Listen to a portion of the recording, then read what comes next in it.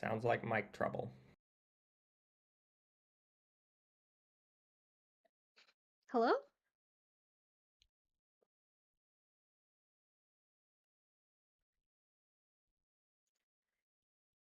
Oh, okay. Can you guys hear me? Yes. Great, okay. All right, so Invoco, just get back on when your mic is good. Next up, we have Talented. Hello, can you hear me? Yes, we can. Hi. Hi, hello, Aron and community. But I have to say, I am not fluent in English since it's not my mother language, so let me speak it all first. Uh, I really like about the economic aspect of the game, and even though there are so many problems but I can see the team is trying the best to solve it all. Thank you for that. But there is one thing that I found is so frustrating. It is the rate of huge mystic bidding right now, which is the same as Genesis hatching rate. The question is, why do you choose this way to reward people who are here early but ignore the Genesis mystic unicorn holder? Yeah, we saw a lot of the people being upset over this. At the end of the day, it's a small change in the amount of drop rate that's completely contained to the Genesis set, which will no longer be the case on May 26th. So the decision we made around that was we've had people come up for months and months and months. Are there other benefits for Genesis egg holders? Blah, blah, blah. And we just thought, well, okay, this will be one. I continue to maintain that Mythic needs to be seen as a system that looks like a pyramid. On the bottom are single mythics. Single mythics are going to always be rare relative to non-mythics, but they will not be rare relative to double.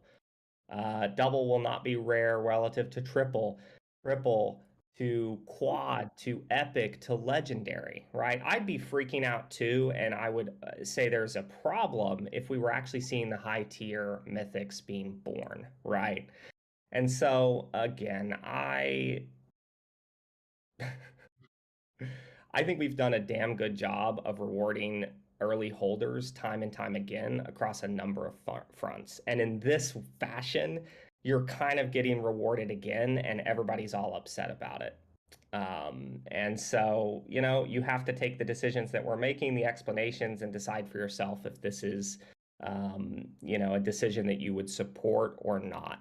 But I reinforce again that you have to think of mythics as a system and not as just a class in and of themselves, right? Single mythics are going to pop out at a pretty decent clip. That clip does get reduced on May 26th, which is kind of funny because it acts as an incentive to continue breeding right now. So again,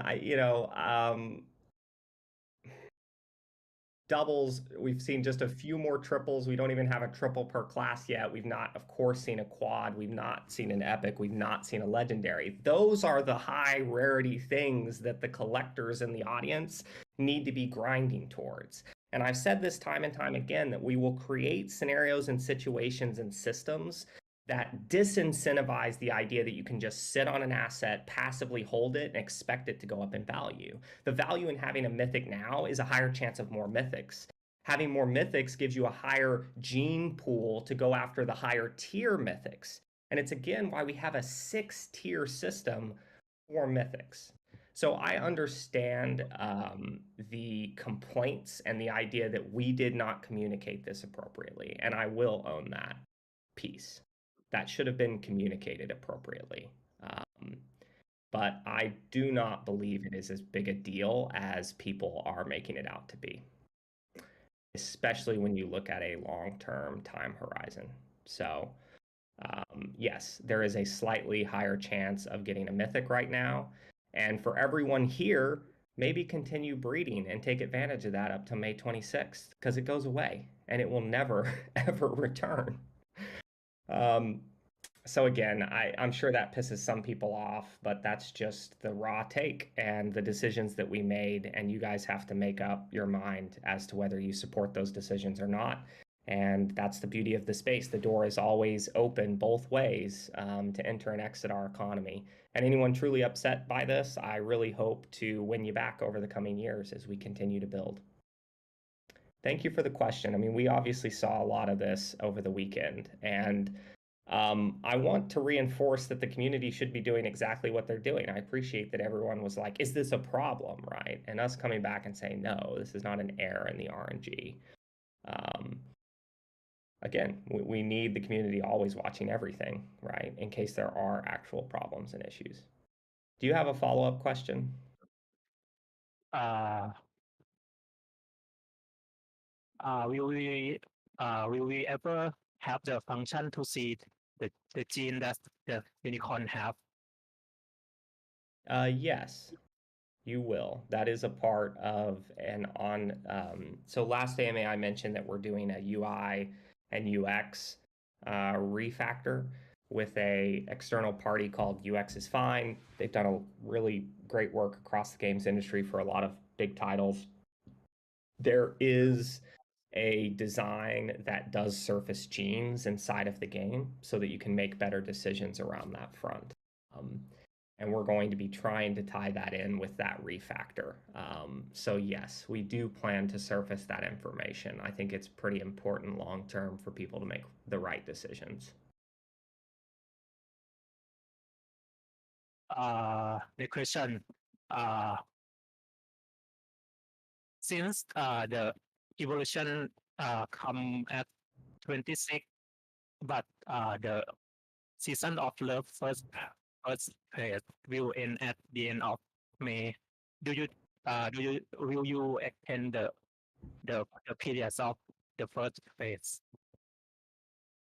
In this case, no, because no one can evolve, so no one can get those points. So it's an evenly distributed thing across the board. No player has an advantage over any other player.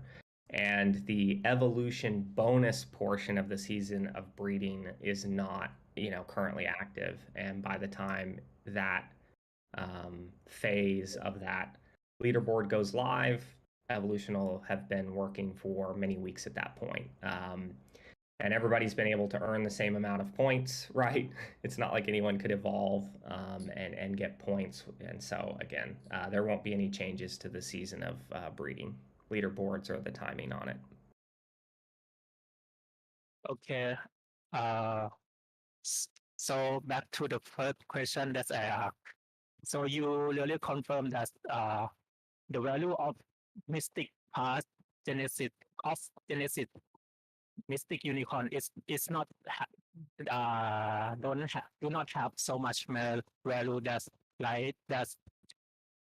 all the holder right now expect it to be, right? The point that I'm making is that mythics as a system have 6 tiers. A single mythic, in the grand scheme of things, over tens of millions of breeds, is going to not necessarily be this ultra rare thing, right? Will still be incredibly rare relative to a non-mythic corn. Mythics have a much higher chance of breeding more mythics. And again, you're gonna really need, especially if you're trying to get the high tier mythics, you're going to need, doubles and triples and stuff, plus breeding and plus breeding boosters to give yourself the optimal chance at getting a quad, an epic, a legendary mythic, right? And again, the percentage difference is not extreme on that front. And I come back to the idea that it's a limited time window in which there is a higher chance to get a mythic. And I would encourage people to take that chance for the next week until it is gone forever. And I don't understand why people don't appreciate the fact that that's beneficial. Maybe because their hold is for 6 months right now. Say that again. Maybe because their hold is for 6 months right now since the Genesis hatching. and they find that's the value of having mystic because it's rare and feel so special to have it, not less rare and more common like this. Yeah, it's, you keep calling it Mystic, which, obviously makes me think of Axie. Our system's very different from Axie. And I've said this time and time again, like you can't just buy an asset inside of our game and expect it to appreciate in value without you putting in the work. If you have mythics, the only point of having mythics is to try and get the higher tier mythics, and you have a higher chance of doing that, right? So Uh,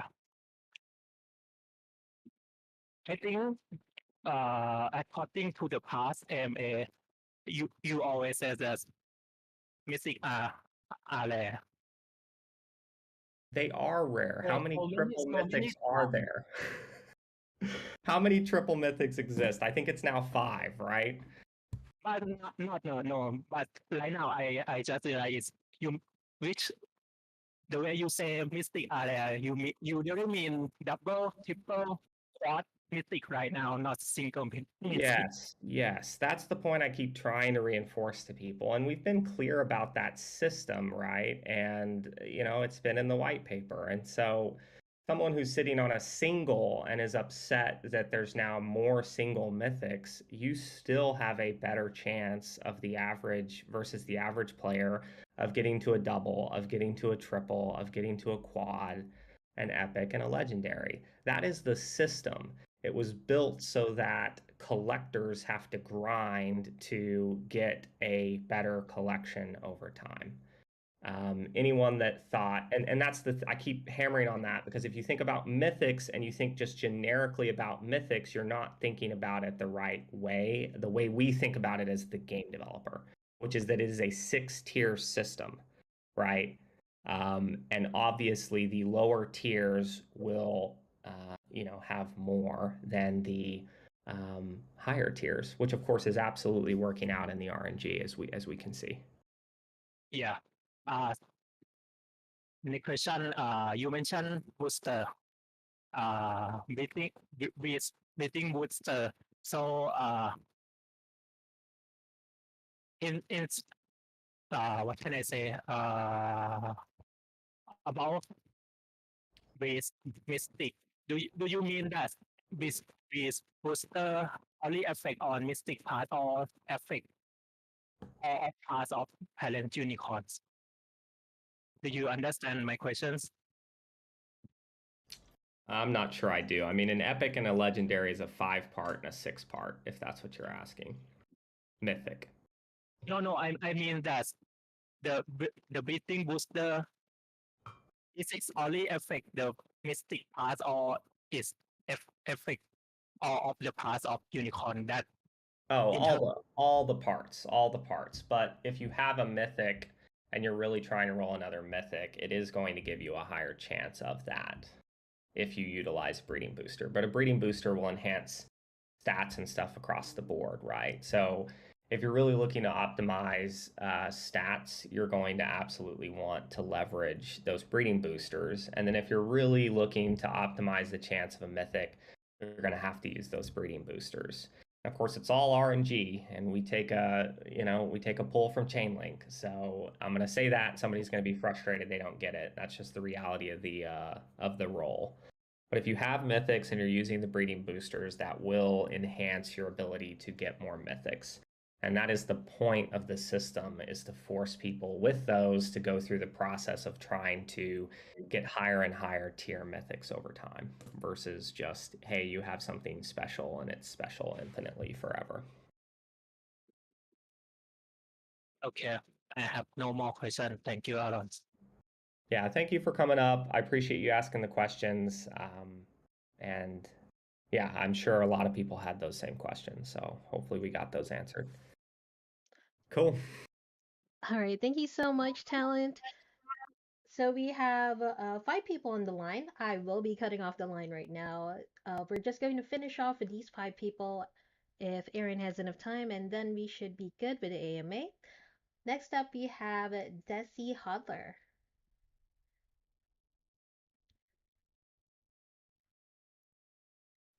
Hi, can you hear me? Hi. Yeah, we can hear you.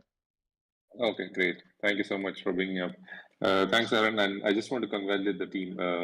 It's good to see at least applications live in Web3, which is not something which we get to see a lot. So, and I don't have tough questions for you, Aaron. So, I have very simple questions. Probably, yeah, I join this AMA a lot because I get more information in here.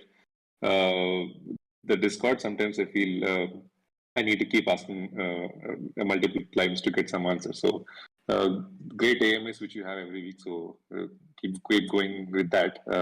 I have two questions. One is you explained that now there are some bad actors who are putting in logged unicorns and land in the market, and I still don't understand if I want to buy a unicorn right now in market, what should I be looking at to ensure that I don't buy something which is logged? So is there a way, or is it something which is already there in Discord I can find somewhere?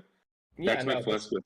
No, this is a good Sorry. question. I mean, it really underscores the poor on-ramp experience that we have right now that we're trying to solve. So right now, you cannot buy a locked asset, right? The transaction will not go through. That would have been an absolute disaster, and that was something we QA'd plenty. So you don't need to worry about purchasing an asset that's locked. That can't happen. The contract will reject that transaction. Our contract will reject the transaction from OpenSea.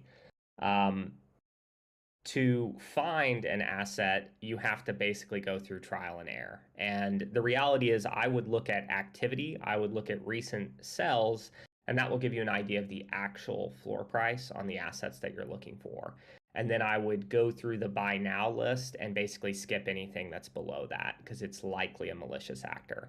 This week, this gets it's so much easier. So with the update to Watcher that the server team pushed to the development environment yesterday, now on airlock in and out, we basically poke OpenSea. Well, we update the metadata. We're trying to get fancy enough that we even poke the OpenSea API now that we have a key up until the point they rate limit us, which would also update the metadata without you having to refresh. Regardless of whether we get that second layer solution in, the metadata will start to be up to date. And at that point, you will filter for unlocked assets and you should be good to go. And as always, refreshing metadata is important. We actually have a couple bots that are doing that. Shout out to an engineer from the YGG side who is running a bot. We're running a bot to kind of auto refresh metadata. Does that answer your question, though? Basically, this week it gets a lot easier. But for now, you're going to have to go look at the last set of cells and activity to get an idea for the actual floor price, and then look for buy nows at roughly that price. Yeah, gives me an idea. Like right now, I'm in the market. I already have two cons, and I was thinking I'll get some. And there is one at 0.2. So I was thinking since morning that there is something wrong with it. This must be someone who's put it, like some of the bad actors who's put in, right? Like 0.2 for a con doesn't seem right, which is what I was trying to understand. Yeah, if it's an adult, that does seem like Yeah. Okay. Good. So that's Fine. a perfect example, and we should check their address and see if they're on the blacklist.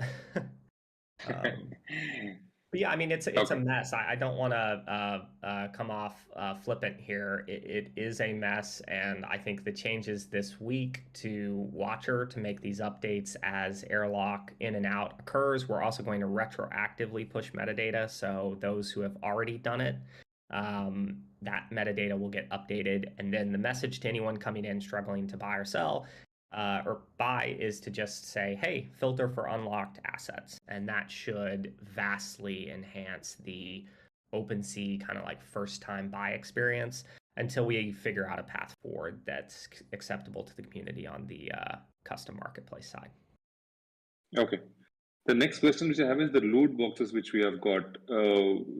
Is there an ETA as to when that will be open for us to use, or what's the plan on that? Yeah, so loot boxes and land vending machine are a part of the June 30th release, and that's the timing on being able to open those. Okay, great. Thank you so much. That's all I had. And great job, Appreciate team. it. Yeah. All right, thank you so much, Desi Hodler. Okay, we have Invoco back with a couple of questions. His mic is not working properly, so he sent me a couple of questions that he wanted to ask. I'm just going to read it out. First of all, huge thanks to Corbin who helped me solve the issue with my wallet that was blacklisted recently, and now I'm finally unbanned. Even though I lost 1 month of Founders Program loot boxes, better than being banned forever. I see that people still report about the problems with locking/unlocking the lands.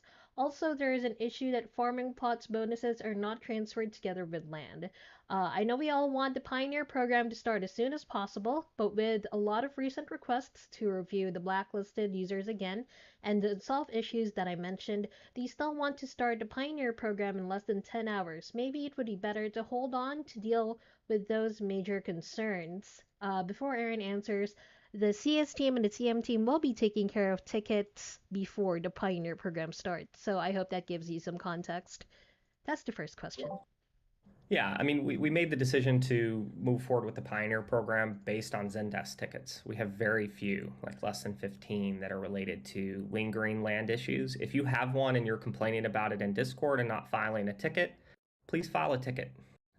We are making decisions around all of these things based on active, ongoing support requests, which take the form of Zendesk tickets and not complaining about things on Discord. It's important to let us know about issues on Discord, but the way we are triaging is via Zendesk. So, again, based on the small handful of tickets that we're still having land issues, as Sparkly mentioned, we're running through things with those player accounts today. And again, it's time to get the Pioneer program out the door and kicked off. The building bonus stuff is a known issue. Part of the Pioneer program is this requirement that you lock land continuously for 4 weeks, right, to maximize all the bonuses. You can unlock it. You're just not going to get the, say the week 2 or the week 3 or the week 4 rewards. That gives us time to solve the known issue that is bonuses not persisting on unlock. So that is known to the team. That is on the calendar for the feature release June 30th. All right, great. His next question is about the RMP economy, especially seeds and berries. TLDR, seeds are mooning and berries are dumping. Berries are getting cheaper on a daily basis, even with evolution features being delayed. Are you guys watching these changes carefully? Are you satisfied? And are you thinking of adding some additional sinks for the berries? Or maybe increase the consumption of the current sinks? Yeah, right now, we are not concerned based on the data that we're seeing. Yes, we see that data. It's expected. Evolution has very high, berry costs just generally, and then the idea that once evolution kicks off, you have the full power of the breed loop going.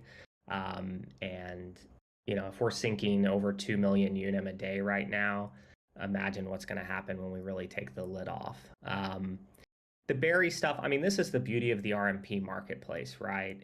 The seed prices are running up, right? And will continue to run up. And at some point, the idea is like, well, are those just going to continue to get more and more expensive? Then all of a sudden, seeds start to become really valuable, even the ones that are not for classes that you care about. So you're going to keep those up to the point you can sell one, you dump that to the market. Berries getting cheaper makes berries cheaper kind of for everyone, and eventually they're going to balance out. I think I need to reinforce what I said. I think in the first AMA after launch, we did not set those marketplace prices. We did not. Let me put this appropriately. We did not set the liquidity pools. One side being RBW, one side being the soft currency. Every single item in the marketplace is really a liquidity pool. We did not set those liquidity pools, and ultimately that starting price in RBW was not us saying this is what the price of these items should be, right? We set it in such a way that there was, well, again, I'm going to let the community continue to figure out why we set it the way that we did. But it is a market. It will balance out naturally. I think the thing that we watch is game bank inflows versus outflows. Those are right on target with expectation.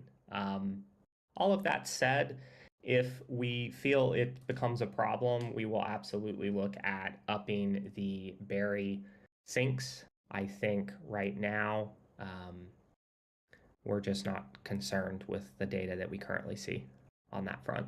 It's expected behavior because you don't have the evolution loop turned on right now. But do think about what's going to happen when evolution turns on, and don't catch yourself in a bad spot because you're dumping berries, would be my advice. All right, thank you so much. And this is Invoco's third and final question. If Okay. someone is sure that they didn't list the locked assets in OpenSea on purpose, I need to parse this for a second. There's many similar cases in Discord where they're sure that they didn't I mean, I list kind of locked get the assets. intent of the question, and so I'll give a comment. Let's see if I cover it, Sparkly. All right. I think DeBose put it best. Like, everybody wanted us to put a blacklist, and of course, inevitably, we're going to catch people who were not malicious. And I think the reality is, well, you forgot you had something listed and you locked it in. And the reality is, I believe some people, right? And I think our policy is going to trend towards one, forgiveness, and repeat offenders get permabanned.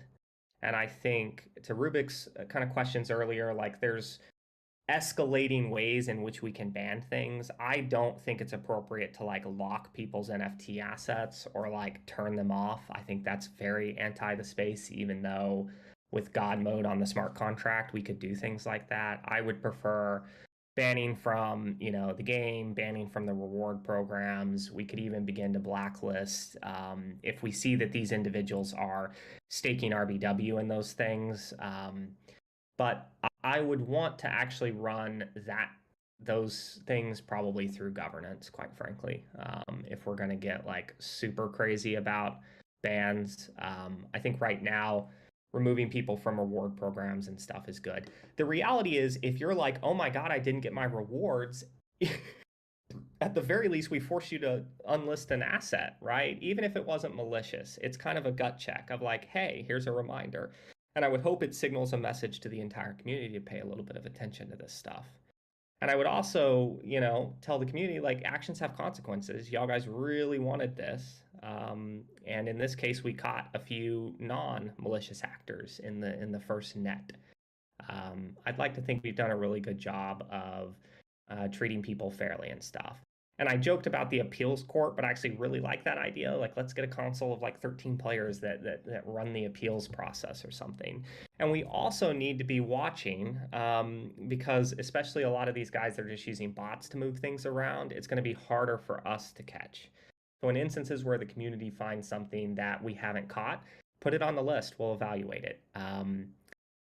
Long term, whether it's complaints around timing of programs, just the general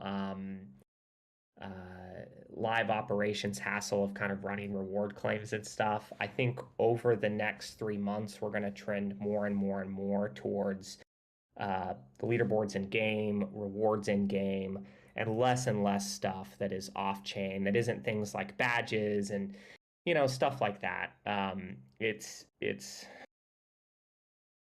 everyone's catching me on a day where I'm just a little fatigued, I think.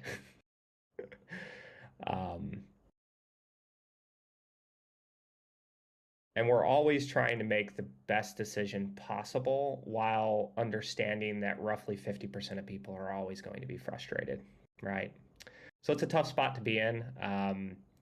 And again, I think we just need to continue to kind of work together on issues like this. So another Aron rant for the books.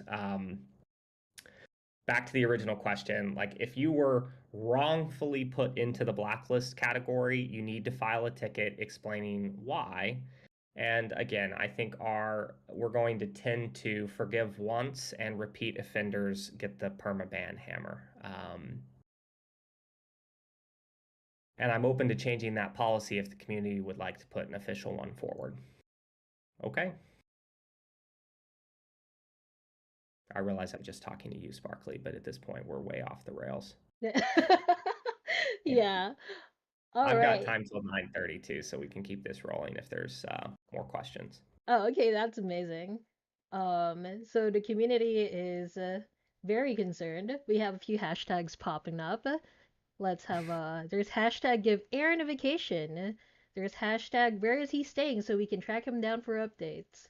That's not gonna happen, buddy. There's hashtag Aaron TikTok dance, please. That's Oh, another God. no. There's hashtag let Aaron sleep 8 hours at least once. I support that.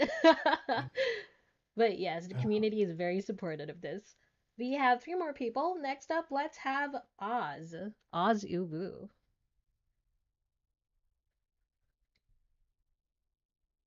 Hey, buddy.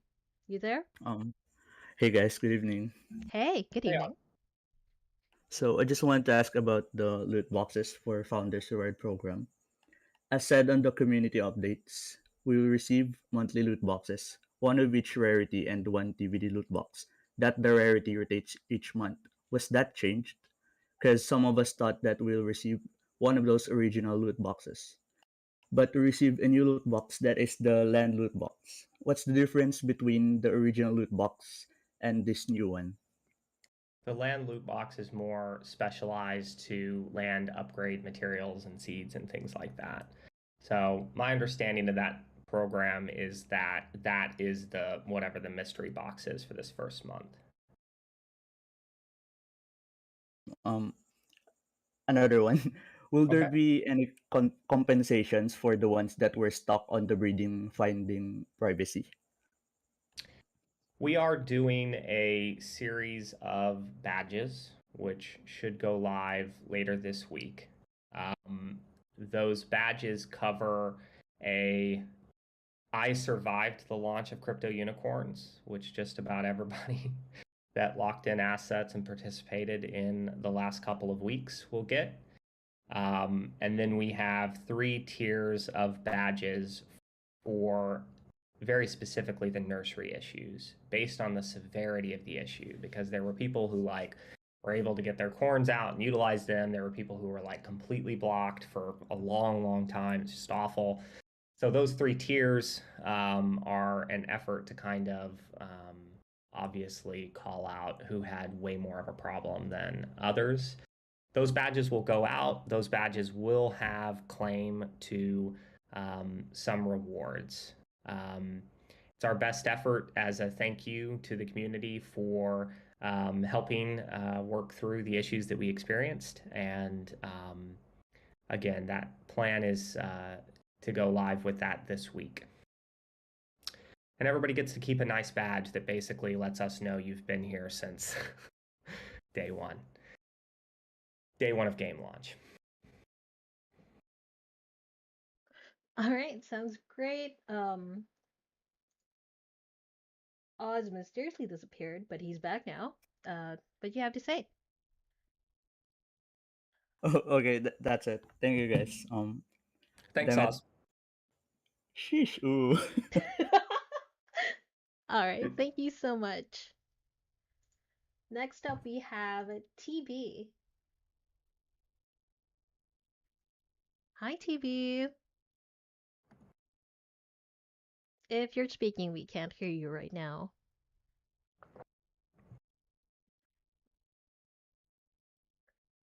It might be something with your mic.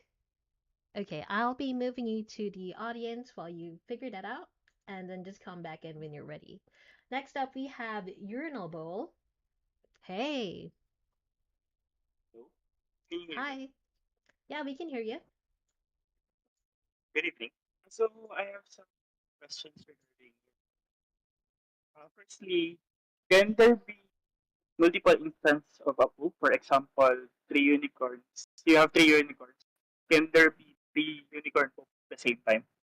Then, will there be only one instance of poop every 6 hours per unicorn? Then, will unicorn poop contain other items other than seeds? And lastly, is there difference of the quality of items inside the poop of a baby and adult unicorn? Great questions. This is actually the most fun I have is talking about unicorn poop. It's madness that we've done this, my friends. Unicorns can poop, not necessarily simultaneously, but yes, you can have multiple poops chilling out there. It's on a roughly 6-hour cadence. A comment before the final question is just that poop is a system that's going to change a lot. Everybody kind of freaked out when poop wasn't happening. We found the laxatives,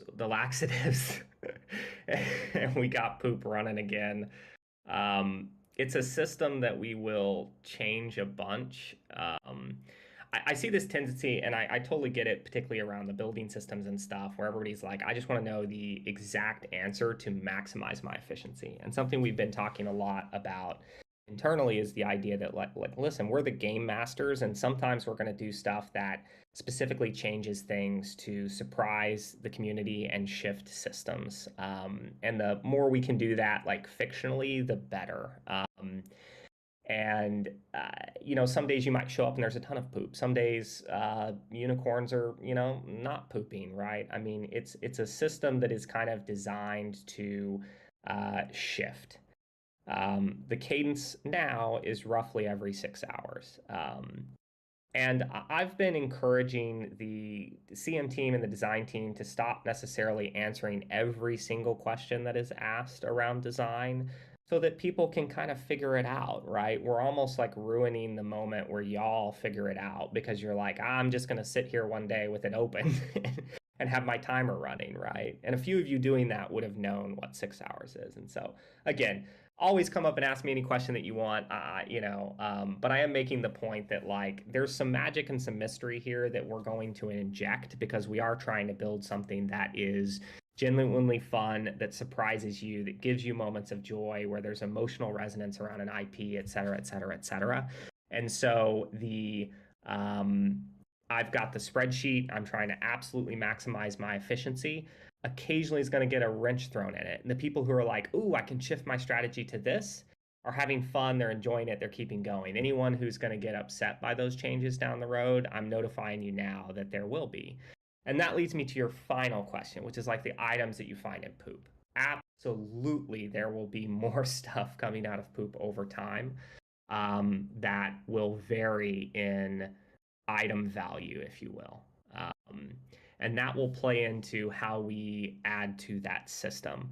I've talked a lot about like Cart V2, Cart V2 being more like gathering quests that have like longer time horizons, need more berries, have specific requirements over time. The idea that you might need 3 heart unicorns to complete this heart quest, to then go up this tree, and like really making it more of a interesting system that adds a lot of depth, both as a new source and a new sink. Poop, I think you can think of similarly. And we have a lot of ideas for making it, again, more variable and fun over time. Did that answer your question, Urinal Bowl? Yes. But I have another question, though it's not related to the unicorn poop already. It's regarding the list of items that can be obtained in loot box. Because last time I asked in the past AMA, and you said that you will release a document or like a wiki for that the items inside loot boxes. So may I ask, when is the target for releasing that info? Yeah, that is now mid-June. Just given the pushback in the feature launch, we're going to release the loot box stuff come mid-June.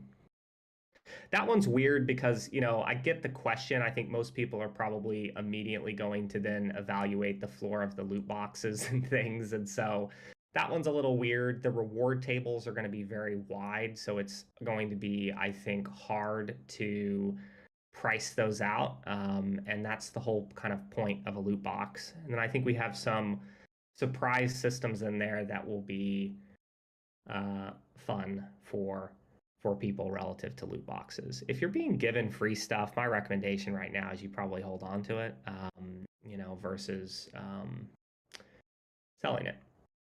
But mid-June is when we will release more details relative to the loot box system. Anyone looking for a very specific granular reward table that lets you price out the loot boxes is probably not going to be satisfied with the post mid-June.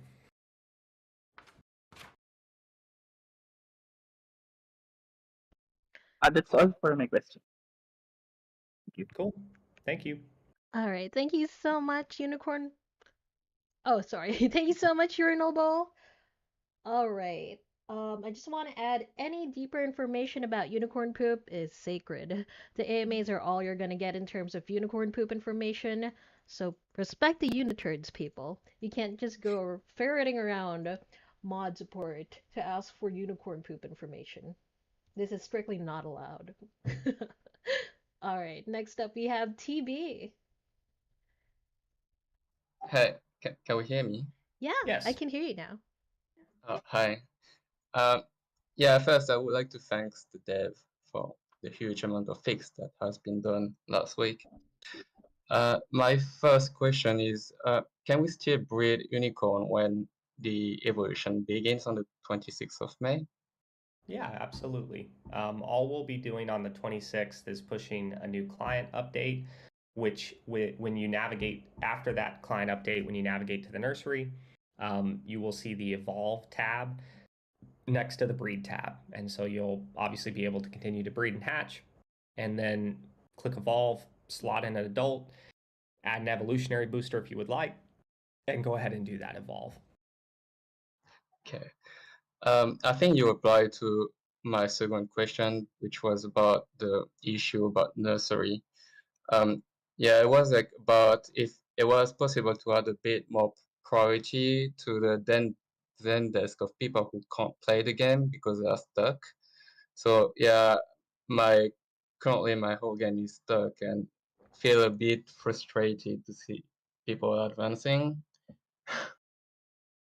I hear you, man. We are taking time each day to run through those tickets, and I hope that yours is addressed as soon as possible.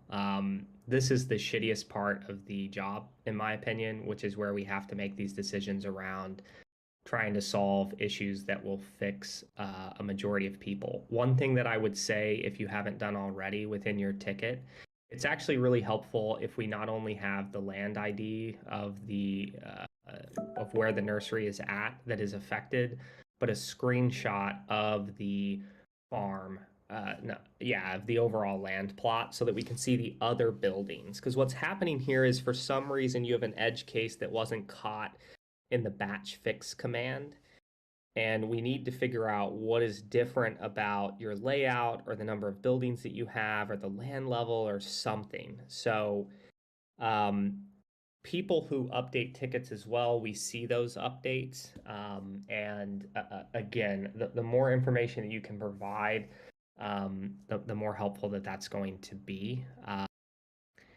And yeah, again, we're setting aside live ops time to take the server team off of feature work and have them work through issues in the queue. And they literally open these tickets and they go in, they look at your account, they look at your player profile, they then try to find the land that's affected. And so the more information that you can provide, and you may have done this already, I'm more sharing this out for everyone else here, it's going to be very, very helpful.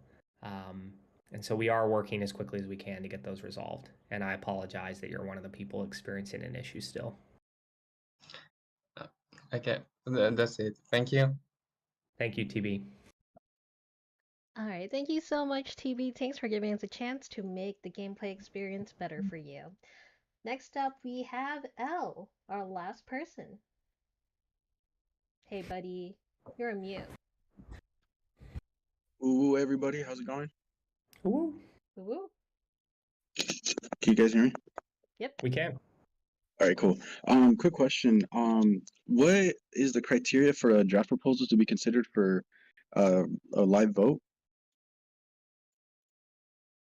Yeah, so there's a sequence there. If you submit a draft proposal, the only thing that team monitoring the governance forum is looking for is have you put it in the right proposal format. I'm a big believer that proposals should kind of fit into that format so they're standardized.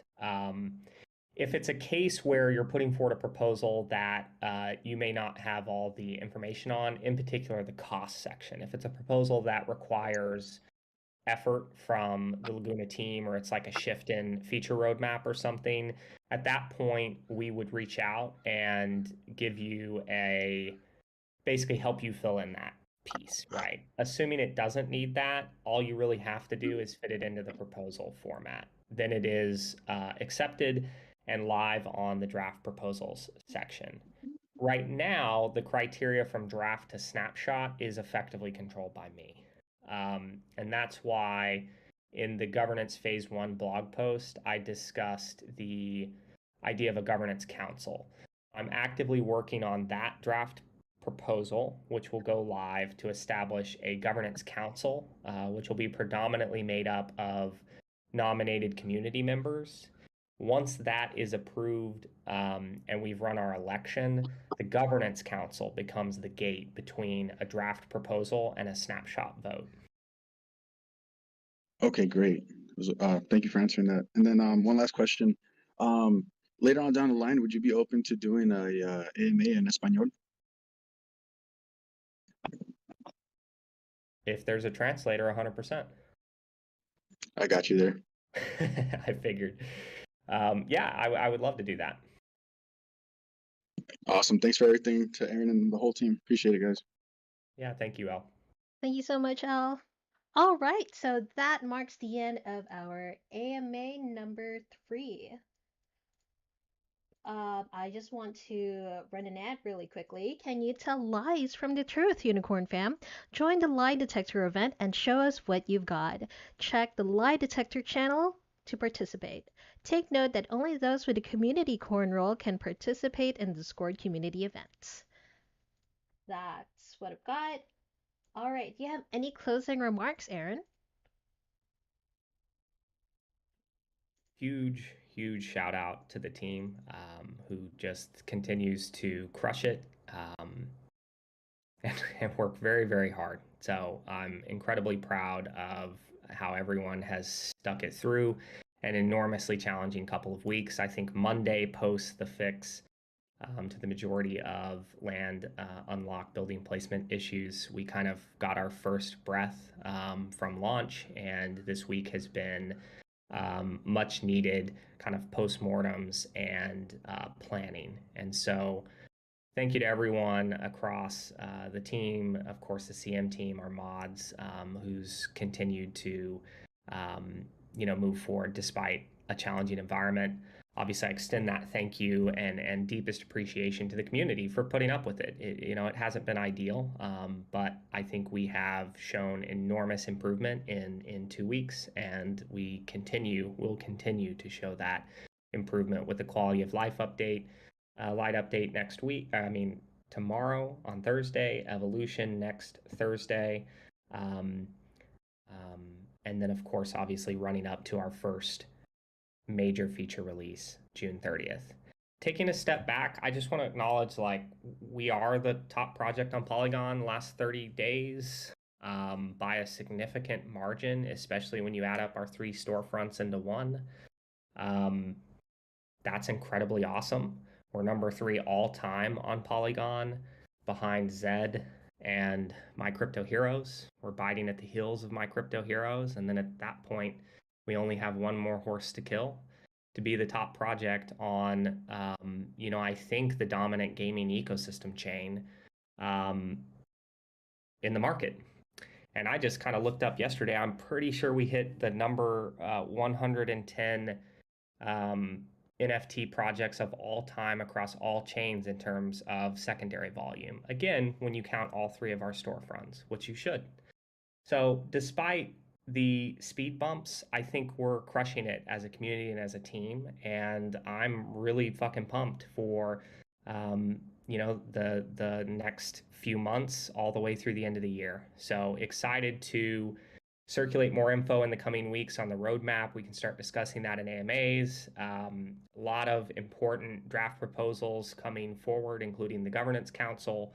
I'll be actively looking for feedback as we work up a draft on the Moonstream side.